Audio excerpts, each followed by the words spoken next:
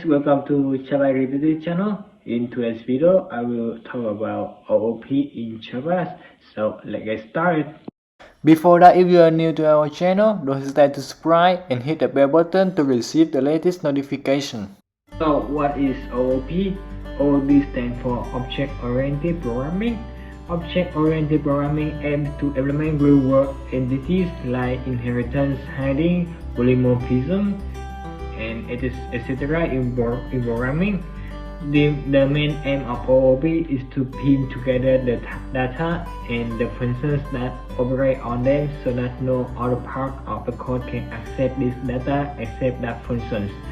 Object-oriented programming has several advantages. Firstly, OOP is faster and is easier to execute. OOP provides a clear structure for the programs. OOP helps to keep the Java code DIY, don't repeat yourself, and make the code easier to maintain, modify, and debug. And finally, OOP makes it possible to create full reusable applications with less code and shorter development time. Classes and objects are the main two aspects of object-oriented programming. So you can look at this following illustration to see the difference between class and object.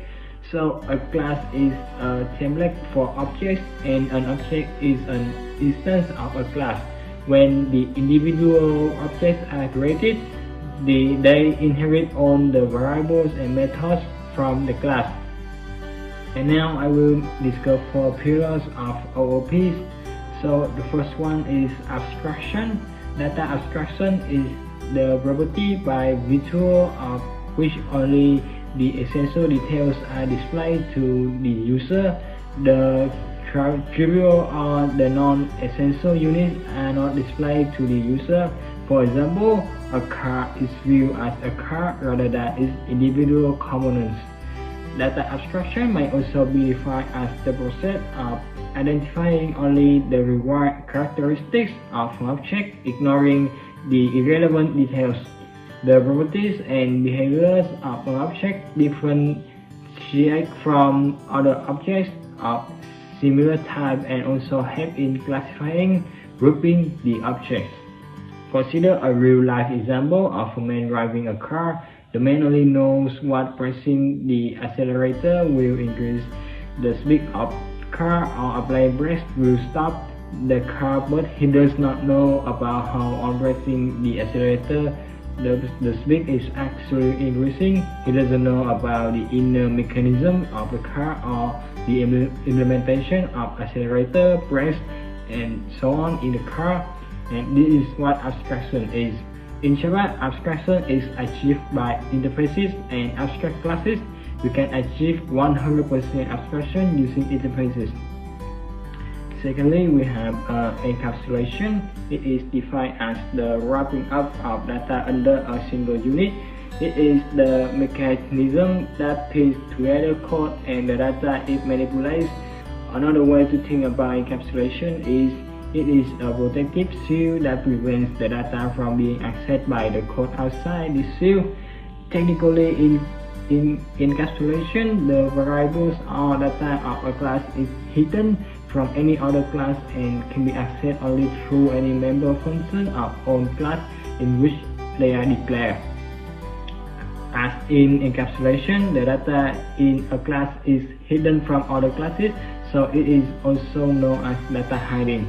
Encapsulation can be achieved by declaring all the variables in the class as a private and writing public method in the class to set and get the values of variables. And thirdly, we have inheritance. Inheritance is an important pillar of OOP, Object-Oriented Programming. It is the mechanism in Java which one class is allowed to inherit the features, fields, and methods of another class. Let me discuss some frequent use important terminologies. Superclass is the class whose features are inherited is known as superclass, or a base class or a parent class. And then we have subclass. The class that inherits the other class is known as subclass or derived class, extended class, or child class. The subclass can add its own fields and methods in addition to the superclass fields and methods.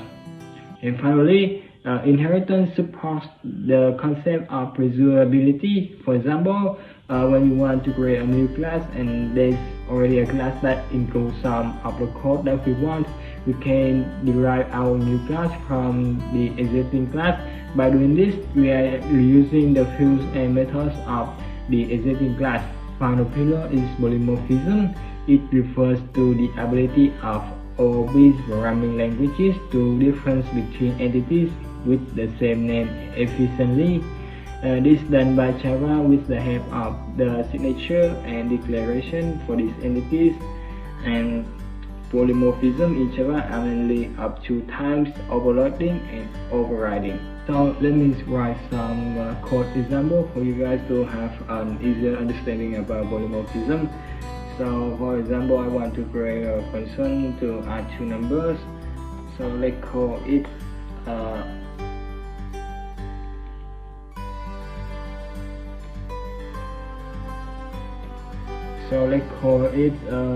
sum,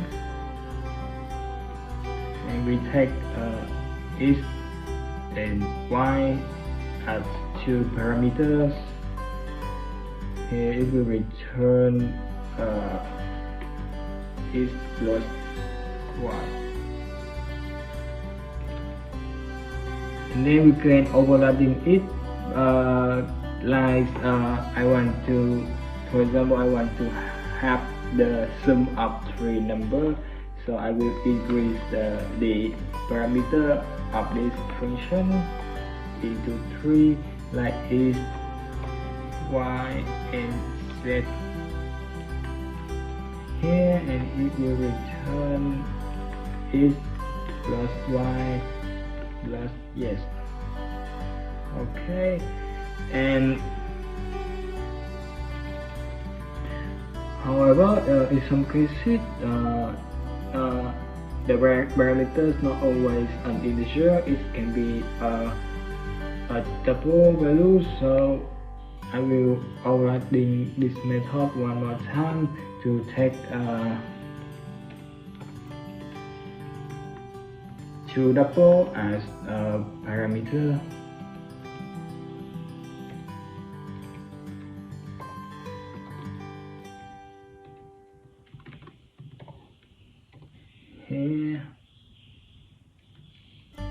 Here should be double.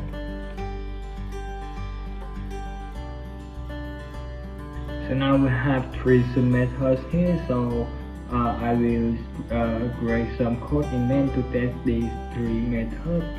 So I will call class OOP. I will name it sum equal to new OOP here.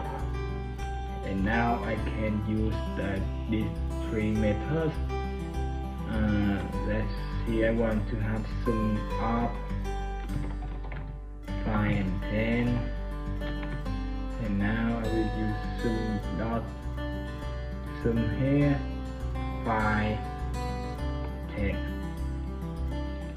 Okay, and then I will copy paste this code. And now we have sum with 3 parameters.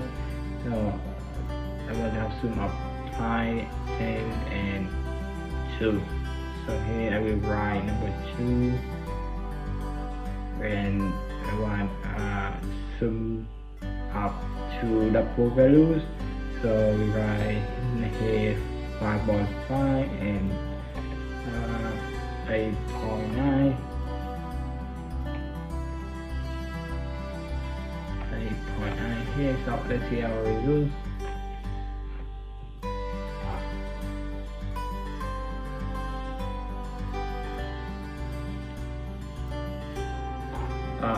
Let me adjust something for easier to see the result. Okay, let's run again. So we have sum of 5 and 10 is 15, sum of 5, 10 and 2 is 17, and sum of 5 or 5, 8 or 9 is 14.4, and these three are correct. So that is how we use polymorphism. So now we can see that overloading allows different methods to have the same name but different signatures, where the signature can differ by the number of input parameters or type of input parameters or post. Overloading is related to compiler time or static polymorphism. In overriding is a feature that allows a subclass or child class to provide specific implementation of a method that is already provided by one of its superclasses or parent classes. When a method in a subclass has the same name, same parameters or signature, and same return type or subtype as a method in its superclass, then the method in the subclass is said to be override the method in the superclass. Method overriding is one of the ways by which Java achieves runtime polymorphism. The version of a method that is executed will be determined by the object that is used to invoke it. If an object of a parent class is used to invoke the method, then the version in the parent class will be executed. But if an object of a subclass is used to invoke the method, then the version in the child class will be executed. In other words, it is the type of the object being referred to, not the type of the reference variable, that determines which version of an overridden method will be executed. And that's the end of this video. Thank you for watching. If this video is helpful, please give us a like and comment below. There will be more interesting video waiting for you guys next time. So see you guys in the next video.